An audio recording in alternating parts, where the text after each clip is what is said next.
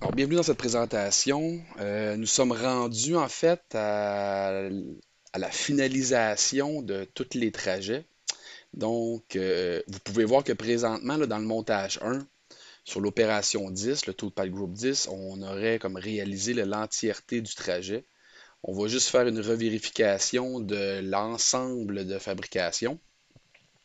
Donc, un review sur la vérification complète des trajets. Donc, pointage, perçage, ainsi de suite. Donc, je vais faire une sélection plus exhaustive de l'entièreté du Toolpad Group. Et voilà. Donc, faire une vérification complète pour m'assurer d'avoir tous les éléments.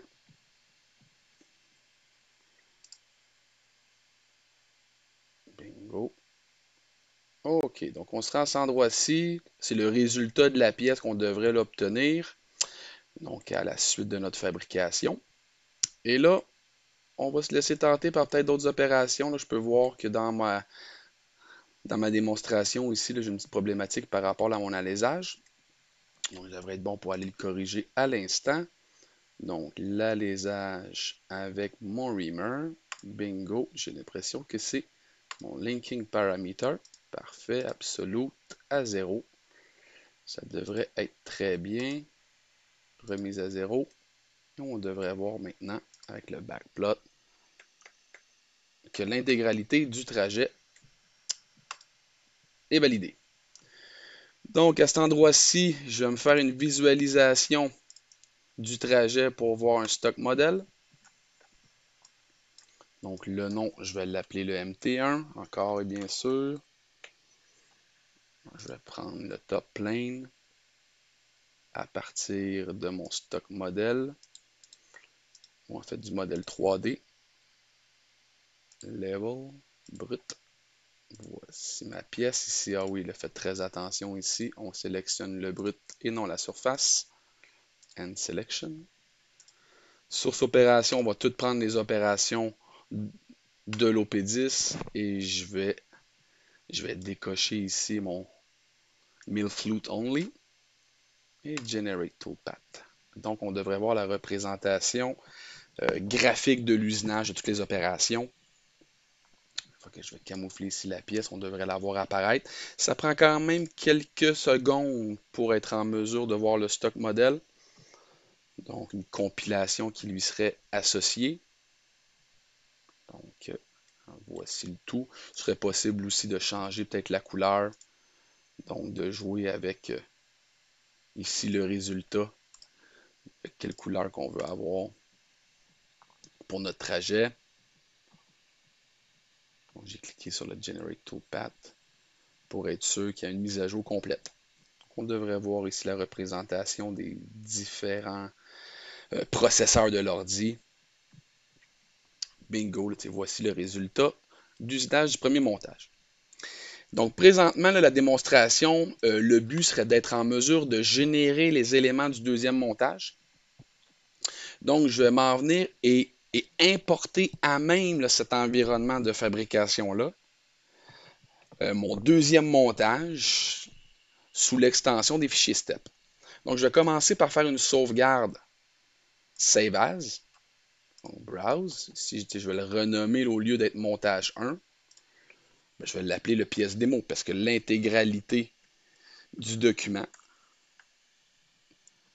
ben, va être utilisée pour générer les deux montages de la pièce démo.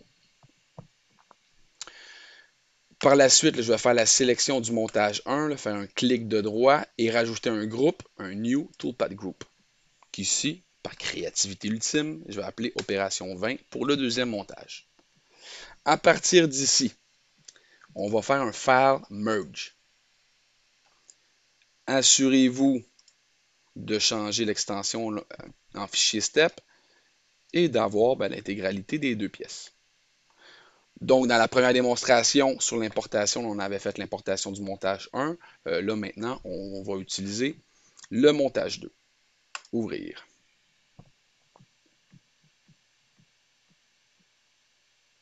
Donc, je vais accepter tel quel le résultat qui devrait me présenter. L'utilisation ici des modes de positionnement là, nous permettrait de faire des déplacements faire des rotations, faire des mises à l'échelle, faire des alignements assez rapides entre les différentes pièces. Mais je vais utiliser une autre fonction dans les transforms qui va m'utiliser la fonction translate. Donc voici ma pièce. Donc vous comprendrez que ce trou-là, c'est lui ici, lui, c'est lui qui est caché là, lui ici, ainsi de suite. Donc je vais accepter mon résultat. Oui. Comme à toute chose qu'on importe dans Mastercam, il faut faire une petite gestion des levels. OK? Donc tout ce que je connaissais moi d'avance, la pièce, le brut, les courbes, courbe du brut, courbe d'ablocage. Je vais pouvoir les amener pour les cacher et m'arranger là, pour prendre un des levels en lien là, avec mes pièces d'importation pour faire un merge de mes différents là, levels. Je vais m'arranger pour que le 10 ici et mon 20 ne soient pas là, sélectionnés. Je vais faire un clic de droit. On select All Entities.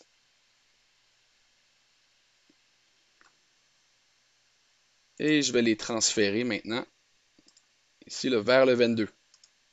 On devrait voir maintenant que j'ai 20 entités dans le corps principal, que je vais volontairement le renuméroter par le chiffre 200, renumber le level par un clic de droit, 200, et je vais le renommer à blocage 2.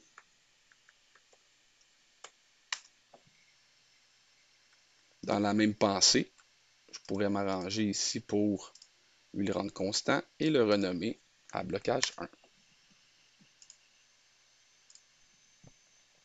Je vais sélectionner là, toutes les entités de la blocage 2, select all entities, et je vais aller dans Home, sous les attributes, et je vais modifier la couleur, disons orange, ce serait sympathique. Je vais continuer à prendre sous transformation. Je vais prendre les 20 entités toujours, select all entities, et je vais aller dans Transform, Translate. Assurez-vous de prendre le mode Move et non le de copie.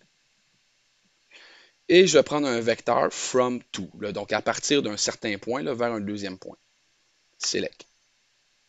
Mon premier, le solide, on va dire ce centre-là, vers, et je vais réafficher ma pièce pour être en mesure de retrouver la même courbe et de superposer mes éléments. Vous devriez voir un onglet actif qui porte le nom là, de Translate et qui nous permet de voir les différentes pièces entre elles. Bingo. Donc, n'oubliez pas qu'une représentation d'un corps là, solide en rose ou filaire représente principalement une transformation qui a été apportée sur l'élément. Je vais faire une purge des levels qui sont vides. Donc, un right-click sur n'importe lequel. And clear entity level, all. Okay, donc, il ne devrait plus me rester aucun numéro de mes numéros d'importation de modèle 3D. Je vais refaire la sélection des 20. Ici, le right-click, select all entities, home. On va faire un clear color. Il va redevenir orange, là, comme on voulait. Pour cacher mon brut, ici, ou la représentation, le graphique du brut, vous devez aller là, dans les opérations de fabrication, Toolpath, où on a créé le stock modèle, et appuyer sur les ondulations du toggle display, qui nous permet là, de cacher ou afficher le trajet. Vu que j'ai déjà une pièce qui est dans mon environnement, je peux faire la sélection de la pièce et la supprimer et conserver le résultat du premier montage comme pièce là, dans l'espace. Et voilà. Donc, dans mon OP20 ici, ce qui va m'intéresser, c'est principalement de faire un contour ébauche qui va me laisser 125 millièmes. Je vais faire une semi-finition avec ma fraise de 5,8 qui va me laisser 35 millièmes. Et prendre ma fraise d'une demi pour une passe de finition sur la géométrie telle qu'elle. Donc, je vais retourner là, dans Toolpath, faire une fonction de contour. Au lieu de prendre ma courbe 3D, je vais prendre mon C-plane, une chaîne complète. J'ai présentement le camouflé, mon level sur courbe pièce. Je vais réafficher et camoufler ma pièce. Et je vais venir démarrer. Posons ici, à cet endroit-là. Je vais m'assurer que ma chaîne pointe vers la bonne orientation, celle-ci. Et j'aimerais avoir mon point de départ aligné sur ce trou-là. Première étape, donc on veut être en avalant, donc un contour extérieur devrait avoir une autre direction, reverse chain, et faire un change side pour être à l'extérieur. Pour modifier la position du point, clic droit et on va voir l'élément Start Point. Donc ici, je pourrais y aller en mode dynamique. Les éléments par défaut sont sur les chaînes de la pièce. Moi, ce que j'aime beaucoup, c'est prendre le mouvement dynamique. Et là, il nous permet de faire une sélection sur un élément 3D. Donc, le move dynamique ici, hop, et voilà. Il me permet de venir l'aligner à cet endroit-là. OK.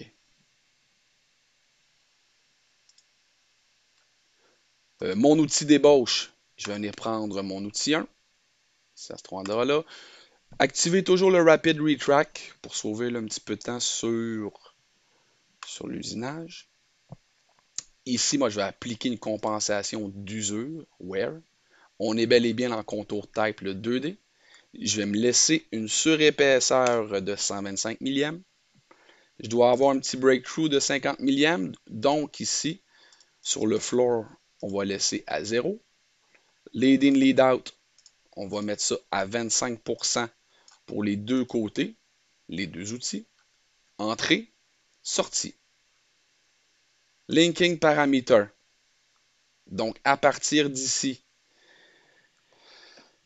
je vais venir prendre comme dep, je vais avoir ici cet endroit-là, en incrémental en fonction de la position de la pièce. Donc dep, je vais venir prendre celle-ci ici, je suis à 0. Et le stock en absolu à 0.5. Je vais approuver la sélection. Il faut bel et bien s'assurer que l'outil lui ne machine pas dans le gabarit.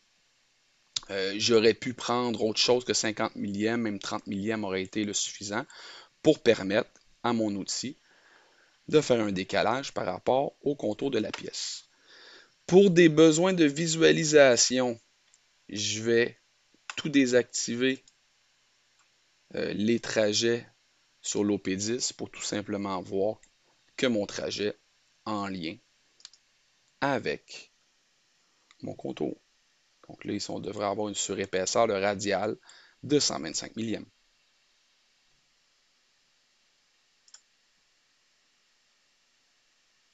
Je vais resélectionner ma fonction contour et là, au lieu de resélectionner les éléments, moi, je vais faire Previous, Last. OK. Encore là, par contre, je vais devoir renverser ma direction. Donc, Change Side, Reverse Chain, Start Point, Move Dynamic. Et voilà, je suis venu ici me positionner. Parfait. Deuxième outil, je vais prendre l'outil numéro 2, la fraise de 5/8. Code paramètre, il se rappelle des anciens éléments ou informations qui lui étaient associés. On va laisser 35 millièmes. Lead in, lead out, le même pourcentage pour le même breakthrough. Donc, on va tout avoir le même Z pour nos paramètres au même endroit. Absolute 0.45, non, on se doit d'être à cet endroit-là. Absolute à 0.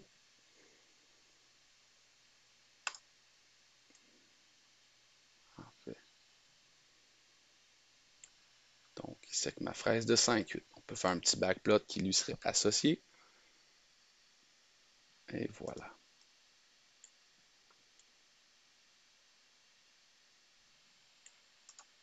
Là, maintenant, je peux faire un copier-coller des mêmes éléments. Par contre, avec le copier-coller, les paramètres d'usinage puis doivent avoir une petite opération d'un clic droit pour reprendre les valeurs par défaut sur le nouvel outil. Là. Donc, on a fait l'ébauche à 1 pouce, faire la semi-finition à 5/8 et je vais copier ma semi-finition et clic droit, paste pour coller. Je vais modifier mes paramètres et dans mon outil. Donc, remarquez avec la fraise numéro 3, là, les paramètres ne se sont pas ajustés. Vous devez revenir dans la liste des outils, clic droit, et on réinitialise Feed and Speed. Et donc, il va recalculer automatiquement les paramètres qui proviennent de notre définition d'outil. Code paramètre, c'est notre passe de finition. Même les need out, breakthrough, même les éléments ont suivi. Très important ici comme type de trajet. Si nous voulons faire la simulation de ce deuxième montage-là, avec la visualisation du stock modèle, donc la représentation graphique de l'usinage sur notre premier montage, on se doit d'aller éditer les options du simulateur. On va cliquer dessus. Sur mes fixtures, là, je vais modifier mon ablocage 1 pour l'ablocage 2 et je vais maintenant activer mon stock modèle par le MT1. Je suis maintenant en mesure de sauvegarder ma pièce démo MCAM. Je vais dire oui, on remplace tout.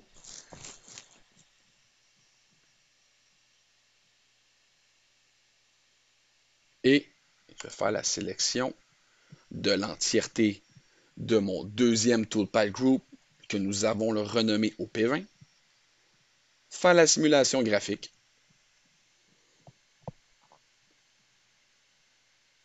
De l'entièreté du trajet.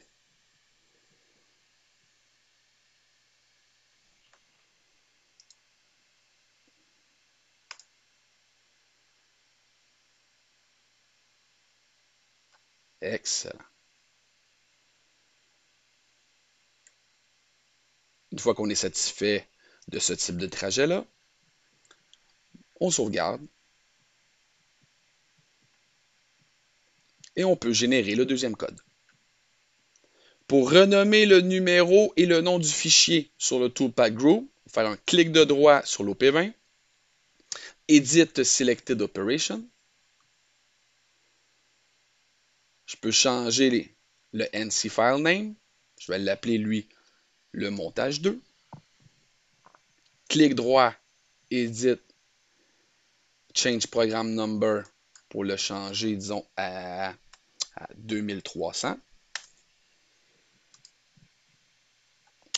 Là, j'ai remarqué un truc. Pour nous, en ce moment, pour les deux montages, la position du repère pièce par rapport à la pièce est au même endroit. Mais je vais m'assurer que dans mes plans ici, pour mon G55, je devrais l'avoir au même endroit que mon G54. Donc, je vais supprimer celui-ci, Delete, Selected, et je vais dupliquer mon autre G54, Duplicate, pour le renommer G55.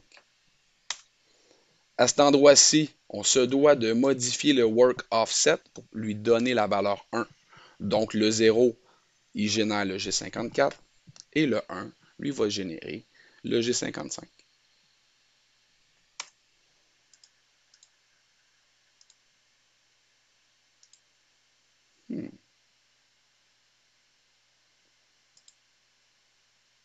Il n'a pas du tout suivi.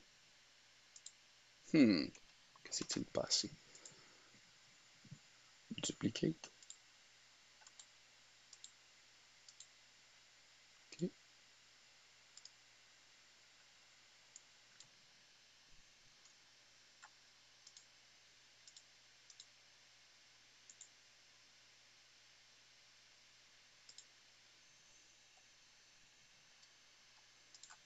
OK. Bon, ça c'était mon erreur. Donc, présentement, mes trois opérations en lien avec mon OP20 ont tous été faits là, sur le repère du G54-1 et le toolplane, le G54-1. Ici, je vais éditer les command parameters, là, donc tous les paramètres là, communs aux opérations, et on devrait avoir une information ou une case qui s'appelle plane. On va cliquer dessus et je vais modifier mon plan pour mes trois éléments ici. Au lieu de prendre le G54, je vais prendre le G55 et propager le tout à tout le monde. Une fois qu'on voit les X, on réappuie sur la régénération de toutes les opérations pour les mettre à jour. On devrait voir maintenant que le G55 est actif. Je vais faire une sauvegarde et je vais générer le code machine.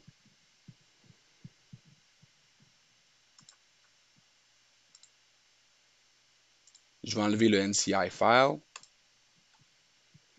et je vais l'appeler ici le montage 2.